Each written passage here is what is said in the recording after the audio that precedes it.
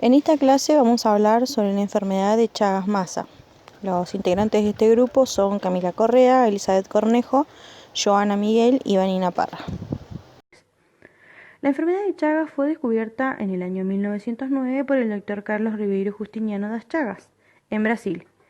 Este médico brasileño, con sus observaciones y experimentaciones de campo, identificó al parásito que provoca la enfermedad, descubrió los insectos que la transmiten y detalló una serie de síntomas que causa en los seres humanos, incluyendo alteraciones cardíacas y del sistema nervioso.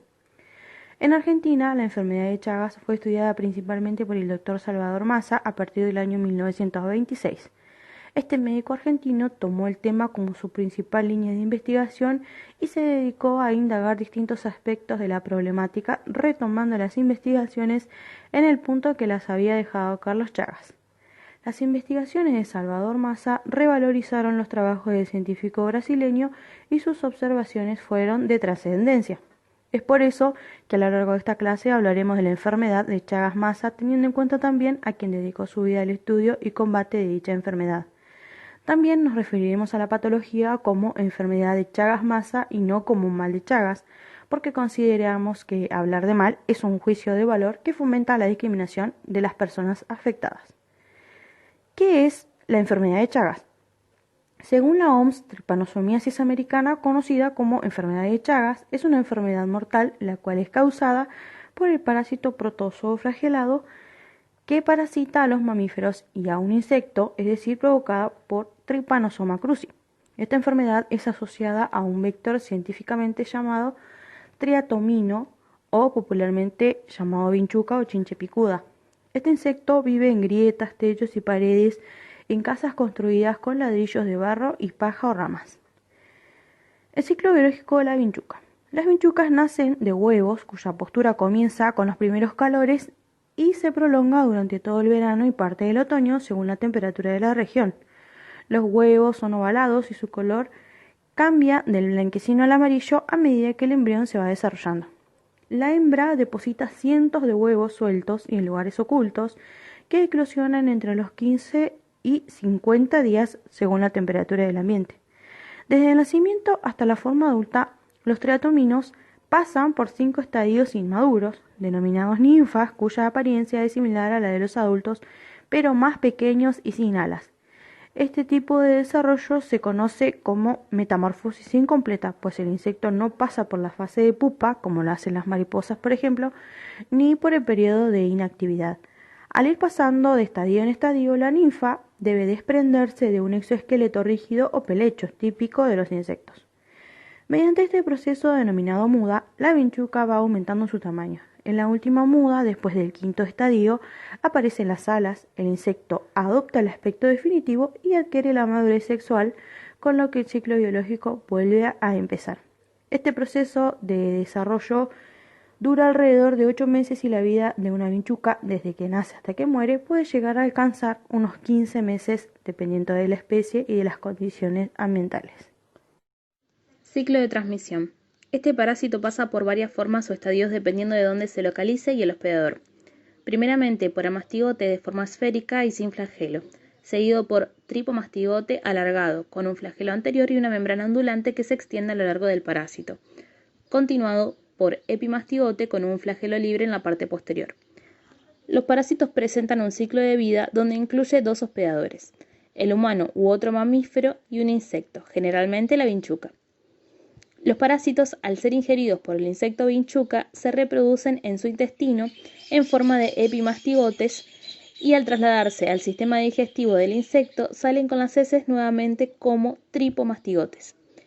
El mamífero adquiere la enfermedad cuando el insecto infectado que lo ha picado defeca en el lugar de la picadura, y debido a que en las heces del insecto se encuentra el parásito en su estadio infectivo, tripomastigote, ingresará al hospedador a través de la perforación en la piel, ya sea provocada por el rascado, por la misma herida de la picadura o por las membranas mucosas cuando el ingreso del parásito ocurre a nivel facial, que afecta a la nariz, boca y ojos.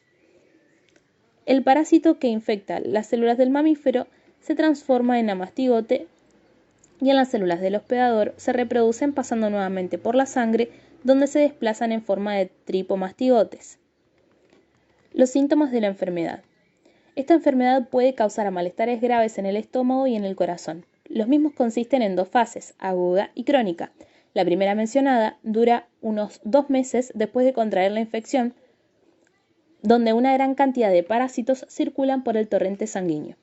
Estas personas pueden presentar fiebre, dolor de cabeza, agrandamiento de ganglios linfáticos, palidez, dolores musculares, dificultad para respirar, hinchazón y dolor abdominal, aunque en la mayoría de los casos no suele haber síntomas. En cuanto a la fase crónica, los parásitos permanecen ocultos principalmente en el músculo cardíaco y digestivo, por lo que la infección puede causar muerte súbita por arritmias cardíacas o insuficiencia cardíaca progresiva como consecuencia de la destrucción del músculo cardíaco, y por otro lado también pueden presentar alteraciones digestivas como agrandamiento del esófago o del colon. Las formas de contagio. Es una enfermedad que se transmite por el contacto con un insecto triatomino llamado chinche besucona, vinchuca, chinche o barbeiro. Particularmente en América Latina, el parásito Trypanosoma cruzi se transmite por contacto con las heces o la orina infectadas de triatominos que se alimentan de la sangre. Estos insectos viven en las grietas y huecos de paredes y tejados de casas y estructuras exteriores, por ejemplo, gallineros, corrales y almacenes en zonas rurales y suburbanas. Permanecen ocultos durante el día y entran en actividad por la noche, para alimentarse de la sangre de mamíferos, entre ellos los humanos. Pican en zonas expuestas de la piel, como la cara, y defecan o orinan cerca de la picadura. Y los parásitos penetran en el organismo cuando la persona picada se frota y empuja las heces o la orina hacia la picadura, los ojos, la boca o alguna lesión cutánea abierta. Otras maneras de contagio puede ser de una madre a un hijo a través de la placenta, de un hombre enfermo a uno sano, ya sea por transfusión de sangre o por algún órgano infectado, o por accidentes de laboratorio. La epidemiología. El agente etiológico requiere de un vector. En este caso, es un insecto. Este insecto, que generalmente es la vinchuca, la podemos encontrar en las grietas de las casas precarias y utiliza troncos u objetos abandonados.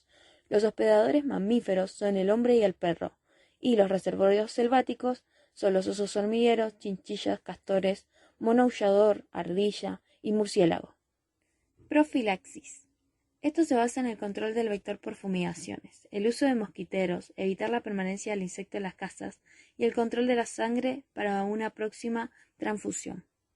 La enfermedad de Chagas se puede prevenir de la siguiente manera: mejorando las condiciones de las viviendas, uso de insecticidas en las casas para eliminar los insectos y análisis de las donaciones de sangre para descartar la presencia de la enfermedad, que esta a su vez ayuda a prevenir la transmisión de la enfermedad a través de las transfusiones. Cuando hablamos de tratamiento, debemos saber que no hay vacuna contra la enfermedad de Chagas. Dicha infección se puede curar si el tratamiento se administra al poco tiempo de producirse la infección. En la fase aguda puede tratarse con medicamentos que son casi 100% eficaces en esta etapa, y en la fase crónica el tratamiento antiparasitario puede frenar o prevenir la progresión de la enfermedad y su transmisión, como por ejemplo la infección de madre a hijo.